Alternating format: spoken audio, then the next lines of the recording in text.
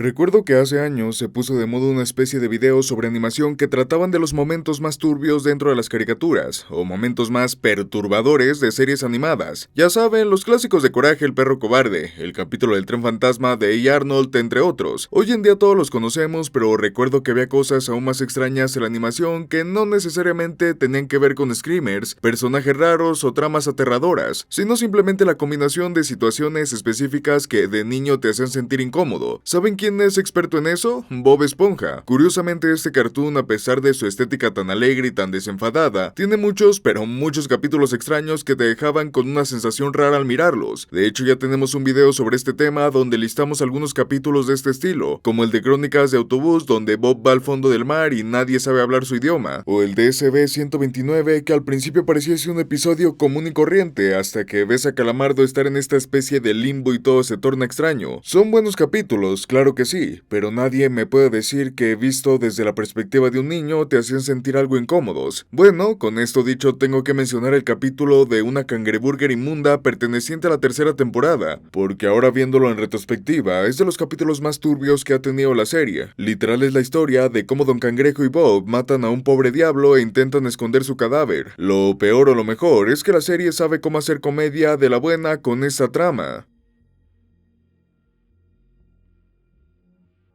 El capítulo comienza con Don Cangrejo dándose una ducha en su dinero cuando de repente huele un olor oloroso. Resulta que se trata del inspector sanitario y salta despavorido hacia el lugar de trabajo de Bob Esponja, donde le explica que necesitan hacer que el inspector tenga una buena impresión del crustáceo para que no lo cierren. Así que manda a Bob para ver qué es lo que van a ordenar y el tipo quiere probar todo el menú. Como ya se dieron cuenta, este capítulo brilla por la ausencia de Calamardo y no hay explicación lógica de por qué no esté en su puesto. Por algunos comentarios que encontré de Paul Tibbitt, uno de los escritores del episodio, simplemente dejaron al personaje de lado porque sabían que su interacción arruinaría por completo la dinámica de Don Cangrejo y Bob pensando que habían matado a alguien.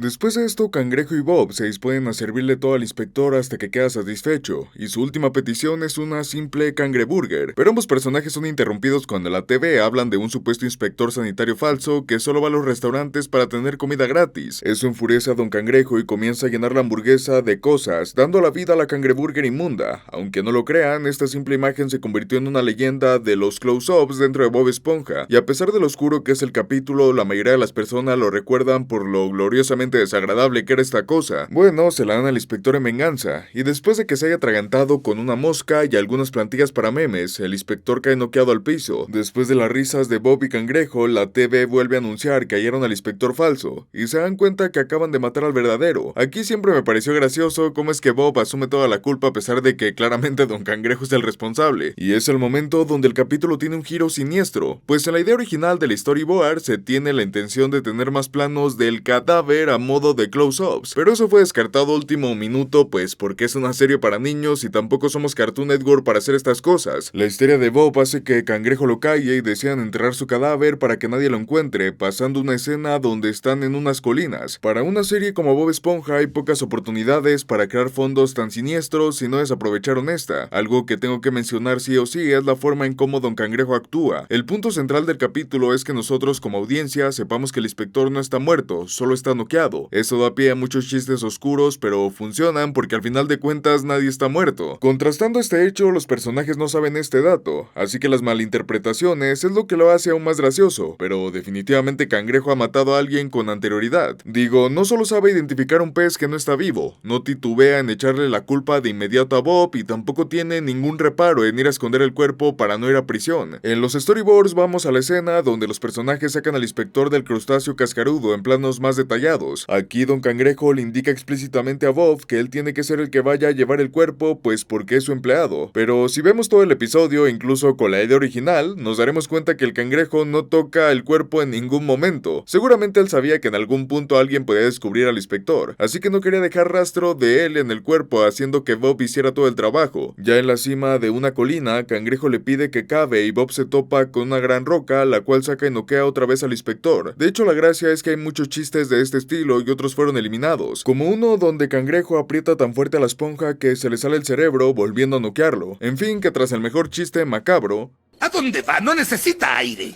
Se topan con la policía, los cuales juegan con arrestarlos, y Bob casi suelta la sopa ahí mismo. Por suerte Cangrejo lo saca del apuro y resultó que solo querían unas hamburguesas para posterior comenzar a llover. No hay que tener mucha lógica para entender Bob Esponja, pero este simple detalle fue algo que trajo locos al equipo de desarrollo y dirección. Como saben, Stephen Hillenburg era un biólogo marino, así que por lo menos en las 2 primeras temporadas respetaron mucho la dinámica marina, pero en la tercera Stephen se le estaba acabando algunas ideas y recursos, así que mejor optó por darle ese toque realista a la serie, pues desde la tercera comenzamos a ver fuego, y ahora llovía debajo del mar. El pensar que no iba a importar porque pues pronto la serie terminaría. Spoiler, lastimosamente Stephen falleció antes que su creación. Curioso, ¿no lo creen? Bob y Cangrejo van a la parte de atrás de la patrulla para poner la pala en la cajuela, pero la lluvia hace que el inspector se desentierre y aquí tengo que aplaudir el uso magistral de los recursos que tenían los de diseño. Las algas, el barro y esos colores grises hacen que de forma no explícita el inspector de verdad se vea muerto. Cangrejo le dice al chico que esconda el cuerpo en lo que él distrae a los polis y Bob lo vuelve a noquear. Tras una pequeña transición, un buen chiste dentro de la patrulla, llegan al crustáceo cascarudo, así que Bob arrastra el cuerpo hasta detrás del restaurante para esconderlo en el congelador, pero la puerta estaba cerrada. ¿Sabían que este capítulo fue prohibido en muchas partes del mundo? Y lo entiendo llegando hasta este punto. La audiencia sabe que el tipo está vivo, pero no deja de ser algo raro ver a los personajes de tu serie animada tratando de encubrir un crimen, como si de Walter y Jesse se tratasen. Bueno, Bob entra por el crustáceo cascarudo con lo que claramente no es un cadáver en su gorro para intentar pasar al congelador. La secuencia es simplemente hilarante. Uno de los polis pide una soda, pero no tiene hielo, así que decide ir ella misma por el congelador. La situación escala y ambos personajes intentan culparse mutuamente para que al final admitieran que mataron al inspector, pero no hay nada dentro y piensan que es una broma, a lo que el tipo aparece como una especie de zombie y es nuevamente noqueado. Se revela que nunca estuvo muerto y que de hecho han sido pasados. Es ahí donde el episodio acaba, aunque el material original mostraba otro final. Cuando todos pensaban que era una broma, la televisión volvería a encenderse solo dando la noticia de que los inspectores muertos metidos en el congelador se convertían en zombies, y es ahí donde aparece, pero todos se asustan. El inspector parece que tiene algo como un machete y los personajes piensan que van a morir, solo para que al final se revelara que el tipo nunca estuvo muerto, y lo que pareció un machete era un certificado de aprobación. El tipo los felicita y piensa que se están dando un abrazo grupal, así que decide unirse. En eso la televisión vuelve a encenderse diciendo que hay 5 personas abrazándose enfrente de un refrigerador. Un toque siniestro porque da a entender que el pez de las noticias sabía qué estaba pasando dentro del crustáceo, así que hizo todo esto. O tal vez solo fue la tele, quién sabe.